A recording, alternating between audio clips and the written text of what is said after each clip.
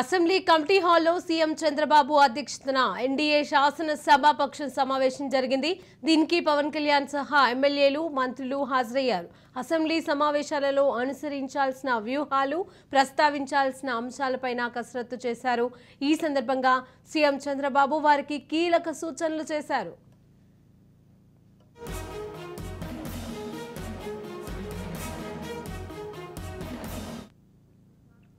ఆంధ్రప్రదేశ్లో శాంతి భద్రతలకు విఘాతం కలిగించేలా వ్యవహరించొద్దంటూ ఎమ్మెల్యేలకు చంద్రబాబు స్పష్టం చేశారు. ఏపీలో ఇసుక జోలికి ఎవరు వెళ్లొద్దని, ప్రభుత్వానికి చెడ్డ పేరు తీసుకురావద్దని సీఎం తేల్చి చెప్పారు.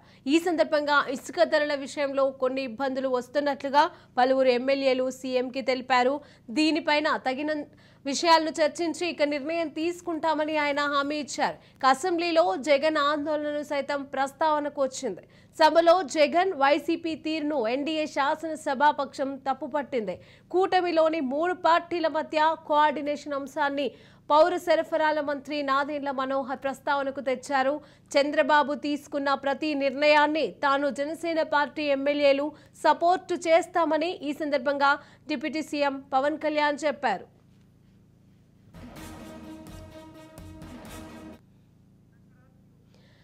ఇదే అంశానికి సంబంధించి మరిన్ని అప్డేట్స్ మా ప్రతినిధి శ్రీనివాస్ అందజేస్తారు. శ్రీనివాస్, అసెంబ్లీ కమిటీ హాల్లో ఎన్డీఏ శాసనసభ పక్ష సమావేశం నిర్వహించారు. హాజరైనటువంటి డిప్యూటీ సీఎం పవన్ కళ్యాణ్, విధంగా మంత్రులు, ఎమ్మెల్యేలు కూడా ఏదైతే ఎన్డీఏ సభాపక్ష సమావేశం ఉందో దానికి అందరూ కూడా అటెండ్ అవడం జరిగింది. అయితే అసెంబ్లీ సమావేశాల్లో అనుసరించాల్సినటువంటి వ్యూహాలపై చర్చించడం జరిగింది. అంతేకాకుండా ప్రస్తావించాల్సిన అంశాలపై కసరత్తు చేయాల్సినటువంటి అంశం కూడా మంత్రులకి దిశానిర్దేశం చేయడం జరిగింది. ఎమ్మెల్యేలకు సంబంధించి సీఎం చంద్రబాబు కీలక సూచనలు కూడా చేస్తున్నట్టు తెలుస్తుంది. శాంతి భద్రతలకు జాబితాను కలిగించేలాగా వ్యవహరించొద్దంటే కూడా సీఎం ఆదేశాలు జారీ చేయడం జరిగింది. అంతేకాకుండా గత కొద్ది రోజులుగా ఎమ్మెల్యేలు వ్యవహరిస్తున్నటువంటి కొంచెం విధానాలు ఏవైతే ఉన్నాయో వాటిని మార్చుకోవాలంటూ కూడా చెప్పడం జరిగింది. అంటే పవన్ కళ్యాణ్ ఒకటి కొన్ని సందర్భాల్లో కూడా చెప్తూ వస్తున్నారు. అయితే చట్ట వ్యతిరేకంగా చట్టాన్ని కాపాడాల్సిన మనమే చట్టాన్ని చేతుల్లో తీసుకునేటువంటి నేపథ్యం ఉండకూడదు. ప్రతి ఒక్కరు కూడా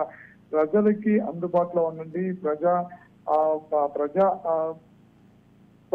ప్రభుత్వం అంటే పూర్తి స్థాయిలో ప్రజలకి అనుసంధానమైనటువంటి ప్రభుత్వంగా ఉండాలి. ఆ రీతిలోనే ప్రజలతో ఎన్నుకోబడినటువంటి నేతలందరూ కూడా ప్రజల వద్దకు వెళ్ళండి, వాళ్ళ సమస్యలు తెలుసుకోండి అంటూ కూడా చెప్పడం జరిగింది. అయితే సీఎం చంద్రబాబు నాయుడు కూడా ఇదే అంశాన్ని ప్రస్తావించారు. అయితే గత కొద్ది రోజుల కింద పవన్ కళ్యాణ్ కొంతమంది ఎమ్మెల్యేల విధానాల మీద చంద్రబాబు నాయుడుతో చర్చించినట్టు కూడా ఆ మధ్య ప్రచారం నడిచినటువంటి నేపథ్యంలో మరొకసారి ఆ అంశాన్ని ఎమ్మెల్యేలకు సూచించినట్టు తెలుస్తుంది. ఏపీలో ఇసుక జోలికి ఎవరో వెళ్లొద్దంటూ కూడా హుకుం జారీ చేశారు. అంతేకాకుండా ప్రభుత్వానికి చెడ్డ పేరు తీసుకురావద్దు అంటూ కూడా ఆయన మరొక అంశంలో వేరే అంశంలో ప్రస్తావిస్తూ కూడా చెప్పడం జరిగింది.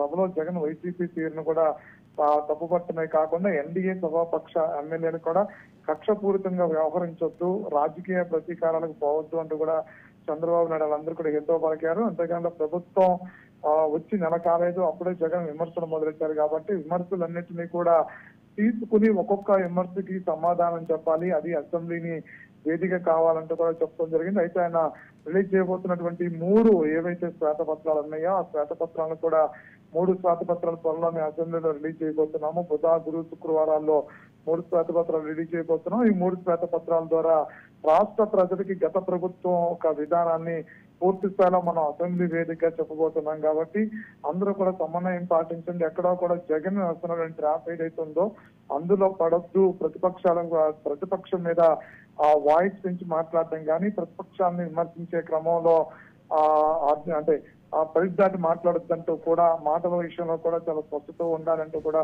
ఆదేశాలు జారీ చేసినట్టు జరుగుతుంది. అయితే అసెంబ్లీ కమిటీ హాల్లో ఎన్డీఏ శాసనసభ పక్ష సమావేశం ఏదైతే ఉందో దానికి పవన్ కళ్యాణ్, మంత్రులు, ఎమ్మెల్యేలు అందరూ కూడా దిశానిర్దేశం చేసినట్టు కూడా తెలుస్తుంది. Right, thank you Srinivas.